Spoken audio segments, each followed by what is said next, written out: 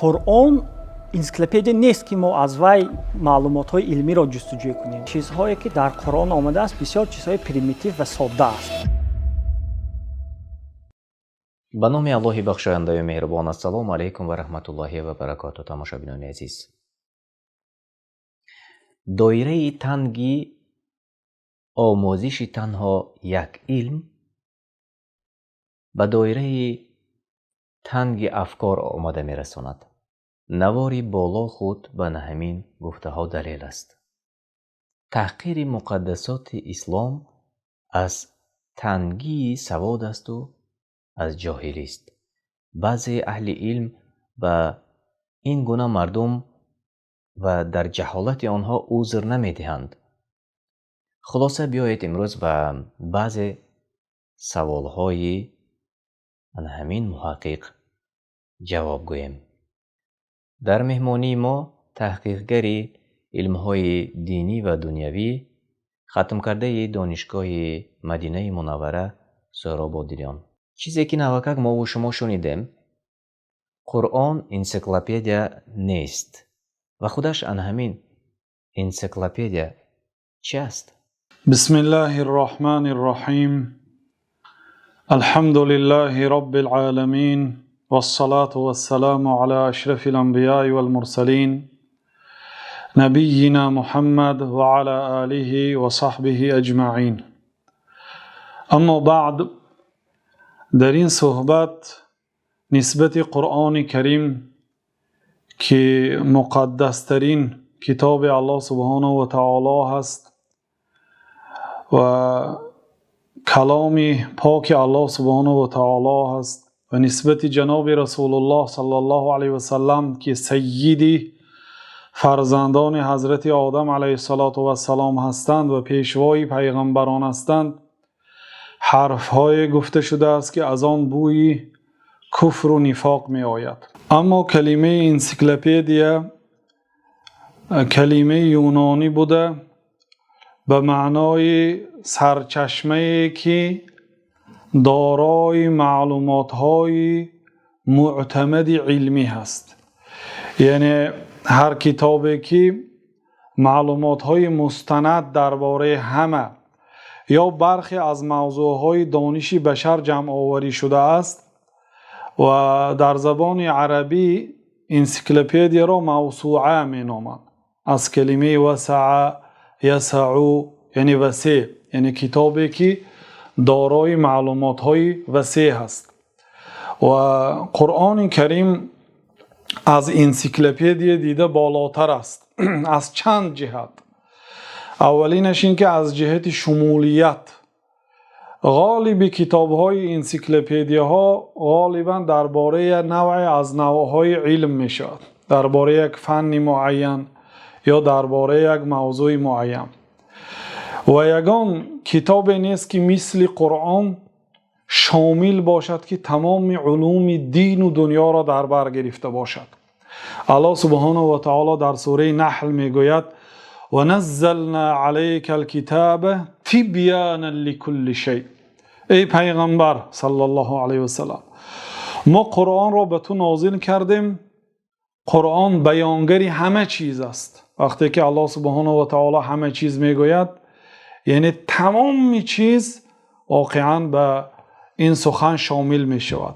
و در سوره انعام الله تعالی میگوید که ما فرطنا فی الکتاب من شیء، ما در این کتاب چیزی را به اهمیتی نکردیم، یعنی چیزی را ذکر نکرده نماندیم، بلکه خیلی که عبدالله بن مسعود رضی الله عنه گفتند انزل فی القرآن کل علم، در قرآن تمام علم نازل شده است، تمام علم های دینی و علم های دنیوی. و بین لنا فیه کل شیء، و در قرآن برای ما همه چیز بیان شده است. ولکن علمنا یقصر عما بین لنا فی القرآن، ولی علم ما کوتاهی میکند از آن چیزی که به ما در قرآن بیان شده است. اگر شما قرآن را جستجو کنید و نیابید معلوماتی که میکابید، این عیب قرآن نیست، این کوتاه فهمی شما هست. کوتاهی علم شما هست وقتی که از قرآن چیزی را نمی‌یابید. این اثر را ابن جریر طبری رحمت الله علیه مفسر بلکه امام مفسرها در تفسیر خود از عبدالله ابن مسعود رضی الله عنه نقل کردند. از چند جهت قرآن از انسیکلوپدیا بالا می ایستد. گفتیم اینشونی از جهتی با قوت بودن معلومات و پرمحتوا بودن آن. الله تعالی می گوید این هذا القرآن یهدی للتی هی اقوم. این قرآن به بزرگترین و با قوتترین و بهترین رسم و آیین، علم و عمل و اخلاق هدایت میکند و راهنمایی میکند. میگوید در قرآن کتاب انسیکلوپدی نیست که ما از وی معلومات جستجو کنیم. الله تعالی میگوید که این هذا القرآن یهدی للتی هی اقوم. این قرآن شما را به بزرگترین علم و به بزرگترین عمل و به بزرگترین رسم و آیین هدایت و راهنمایی میکند. و از جهت دیگر این قرآن با یک اسلوب گفته شده است و این قرآن دستاورد بشریت نیست. خیلی که گوینده این مقاله میگوید که بعضی ها میخواهند همچون یک دستاورد بزرگ نشان دهند. این قرآن دستاورد نیست. این قرآن مهنت محصول بشر نیست. این قرآن سخن پاک الله تعالی هست. الله تعالی میگوید که قل ان اجتمعت الانس والجن على ان یأتوا بمثل هذا القرآن لا یأتون بمثله ولو كان بعضهم لبعض ظهیرا. اگر تمام انسان ها و جن ها جمع شوند نمیتوانند مثل این قرآن کتاب بیاورند، اگرچه بعضی آنها به بعضی همدیگر کمک رسانند. تمام مال و ملک دنیا، تمام ذخیره های دنیا و کنز دنیا اگر نفقه کرده شود مثل این قرآن کسی نوشته نمیتواند، آورده نمیتواند. و از جهتی باز دیگر ناحیه که قرآن از انسیکلوپدی هایی که موجود هست با قوت است، اینکه در قرآن سخنی باطل نیست. قسم به نام الله تعالی دلخواه انسیکلوپدی رو بیاره در آن سخنی دروغ است، سخنی غلط هست، معلومات نادرست و معلومات غلط هست. لا یأتیه الباطل من بین یدیه ولا من خلفه تنزیل من حکیم حمید. در این قرآن باطل نیست، غلط نیست. بعضی مفسرها میگن که لیس قبله کتاب یکذبه ولا بعده. یگان کتاب نیست که از قرآن پیشتر آمده قرآن را دروغ شماریده باشد و یگان کتابی نیست که بعد قرآن آمده از قرآن دروغ یابد یا باطل یابد یا خطایی را یابد. اما انسیکلوپدی های شما دارای خطاگی ها و معلومات های نادرست است، اما قرآن یگان حرف غلط در قرآن یافت نمی شود. و حضرت ابو هریره رضی الله عنه میگویند که ان الله لو اغفل شیئا لاغفل الذره والخردله والبعوضه. اگر الله تعالی در این قرآن کریم چیزی را ذکر نمی کرد، به چیزی بی اهمیتی می کرد، هر آینه درباره ذره، مثقال ذره، چیزی میده ترین چیزی که در وقت شعاع آفتاب به چشم نمایان می شود و خردله اندک چیزی از ذره بزرگتره یا پشه خاموشک یا پشه یا تارتانک چیزهای میده در قرآن ذکر نمی شد. اگر الله تعالی چیزی را ذکر نمی کرد همین ها را ذکر نمی کرد. می گوید انسیکلوپدی نیست که ما از وی معلومات جستجو کنیم. احمد سلمان در کتابش القرآن و الطب می گوید لقد تناول القرآن بالبحث كل المعارف والعلوم الممكنة تناولا شاملا جامعا مانعا. قرآن در تمام معارف و علم هایی که هست سخن کرده است، همه چیز را در بر گرفته است. قرآن شامل است و جامع هست، هر چیزی که باید ذکر شود ذکر شده است. عبدالله بن مسعود رضی الله عنه میگویند که من اراد العلم فعليه بالقرآن فإن فيه خبر الاولین والآخرین. کسی که علم میخواهد به قرآن بازگشت کند، چون در قرآن خبر اولین و آخرین است. ببینید عبدالله بن مسعود صحابی بزرگوار میگوید که کسی معلومات میخواهد به قرآن برگردد. این صحبت کننده میگوید که قرآن انسیکلوپدی نیست که ما با آن بازگشت کنیم و از آن معلومات جستجو کنیم. ابن مسعود میگوید که کسی علم میخواهد، معلومات میخواهد، به قرآن بازگشت کند. ابن مسعود این کی است؟ شخصیتی هست که اسناد امام ابو حنیفه به ابن مسعود میرسد. اکثر سخنهای امام ابو حنیفه که مردم کشور پایبند این مذهب هستند به عبدالله ابن مسعود میرسد. عبدالله ابن مسعود میگن که کسی علم میخواهد، معلومات میخواهد، به قرآن کریم بازگشت کند. امام بیهقی میگویند که اراد به اصول العلم. منظور ابن مسعود این است که یعنی اصول علم، قواعد و اصول هر یک علم، خواه علم دینی است خواه علم دنیوی، در قرآن کریم موجود است. بنابراین کاش این گوینده معلوماتی وسیع می داشت و اگر فیزیکی واقعی می شد به سخن دکتر و پروفسور مشهور دنیا یوسف مروه باز می گشت. یوسف مروه 85 ساله شده در کانادا به نزدیکی از عالم گذشت. شخصیتی هست که 65 سال عمر خود را در علم فیزیک صرف کرده است. دانشگاهی لندن را ختم کرده است، عاید علم فیزیک، و همین گونه رساله ماجستری خود را در آلمان اینچنین در علم فیزیک محافظت کرده است، دفاع کرده است، حمایت کرده است و دکترای خود را، رساله دکترای خود را در بریتانیا کبیر نوشته است. 47 دولت دنیا را با مسئله های علم فیزیک همچون یک متخصص به سطح عالمی در کنفرانسی های علمی اشتراک کرده است. 65 سال خود را در علم فیزیک صرف کرده است. چی میگوید؟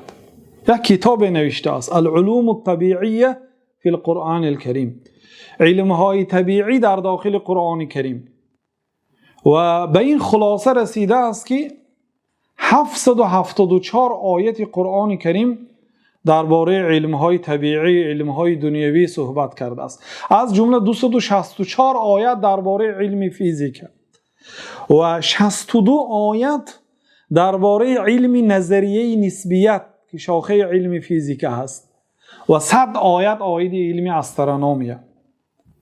و قرآن کریم حتی بعض سوره ها به نام آفتاب و ماهتاب و ستاره ها گذاشته شده است.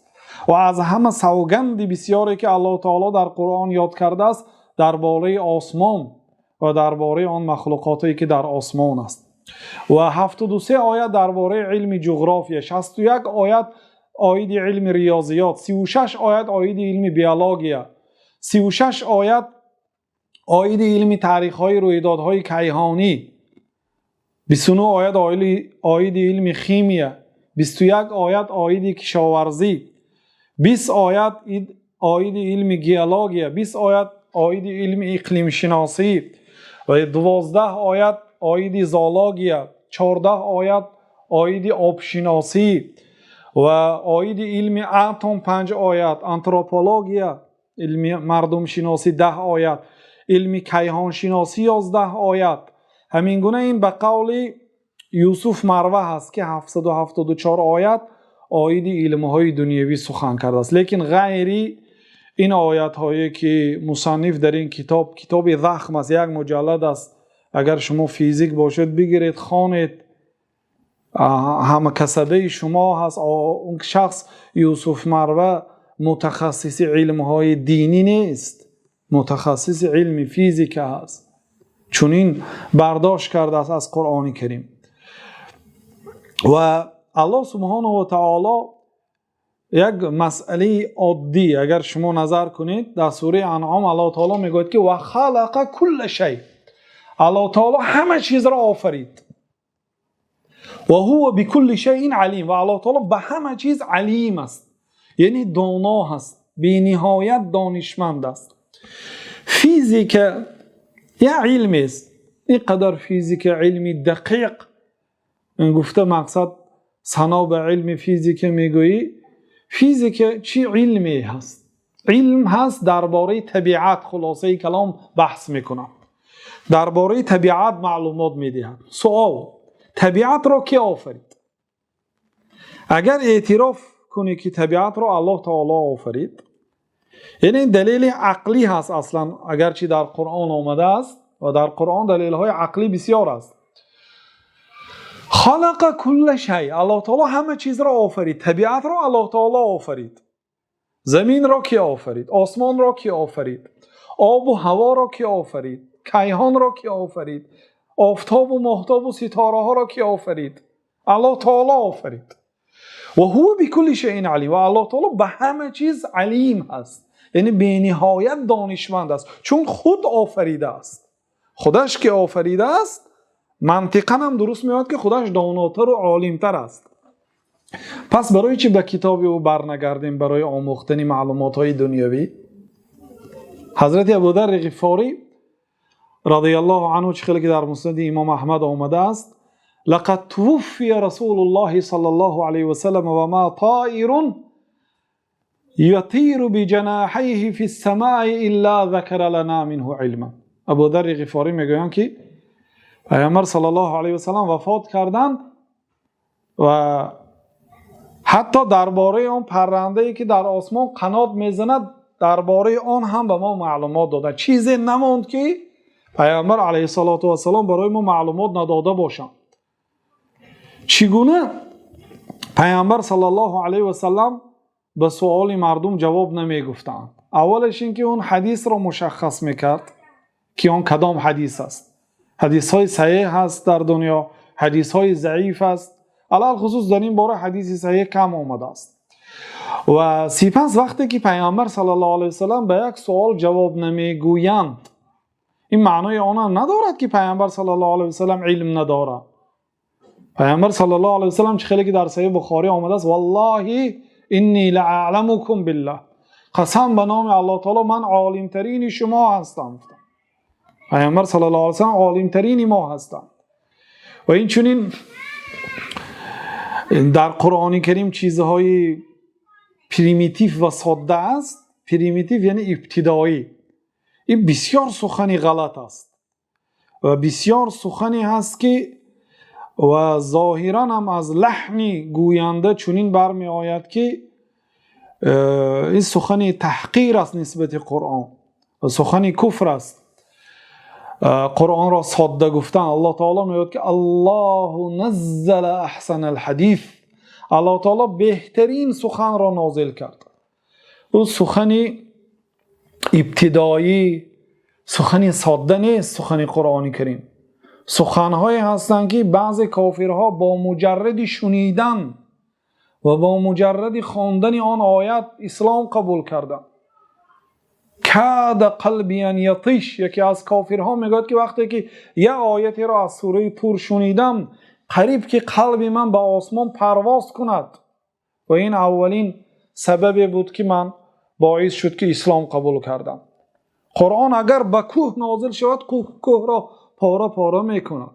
سخن عادی، سخن ابتدایی، این سخن بسیار سخن کفر است. قرآن را سخنهای ابتدایی نامیدن و سخنهای ساده، معلوماتهای ساده گفتن، برای آنکه این طعنه به پیغمبر صلی الله علیه و سلم، طعنه به الله تعالی، طعنه به قرآن کریم، طعنه به تمام علمای اسلام و طعنه به تمام مسلمان ها که قرآن را مقدس و بزرگ می شمارند.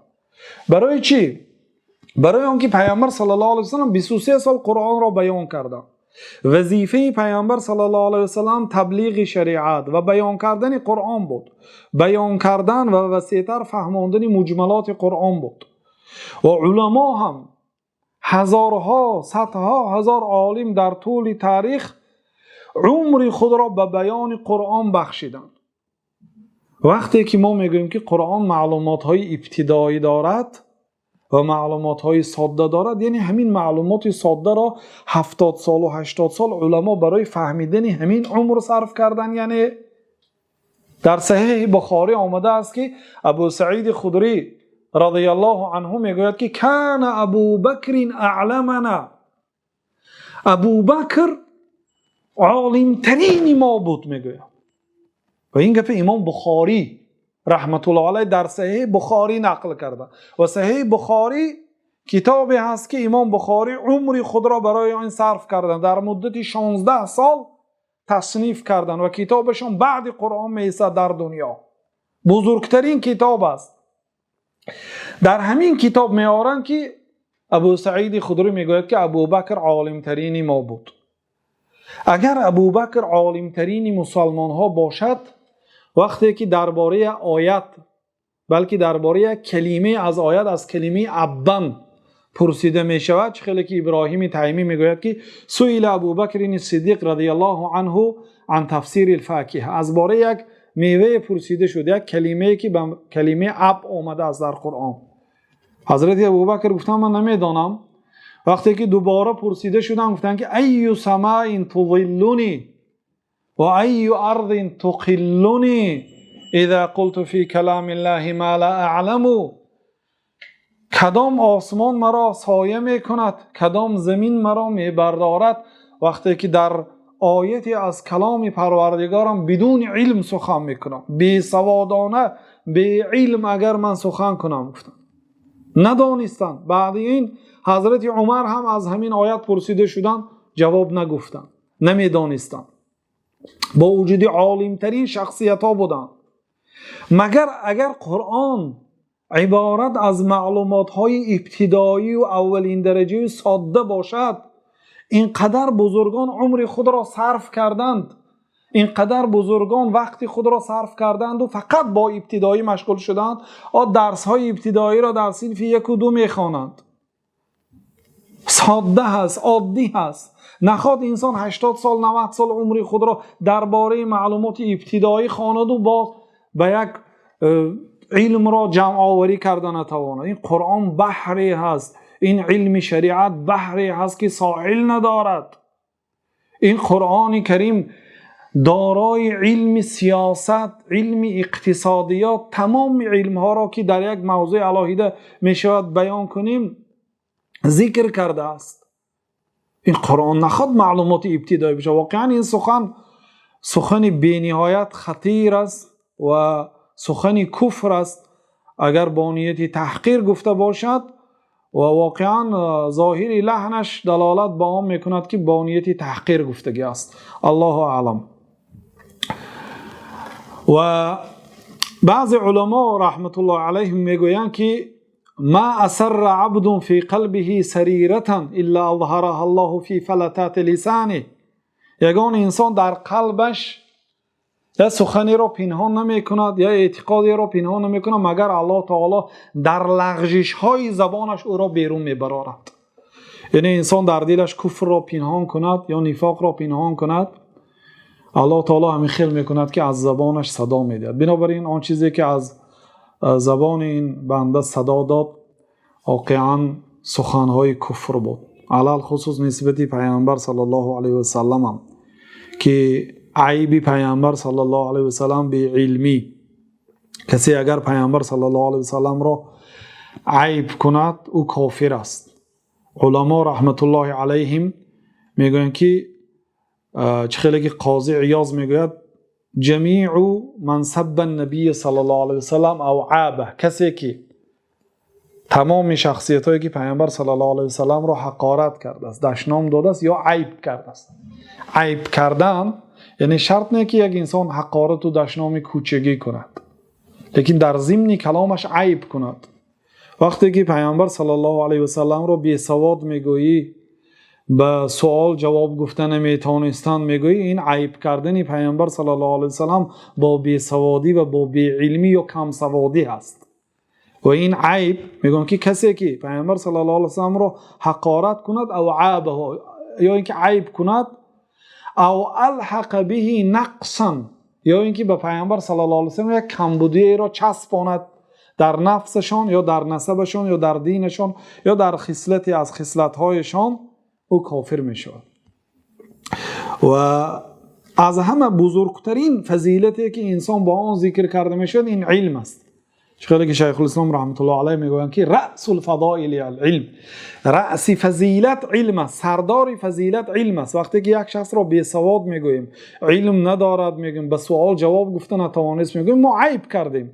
و عیب کردن پیامبر صلی الله علیه و سلم کفر است.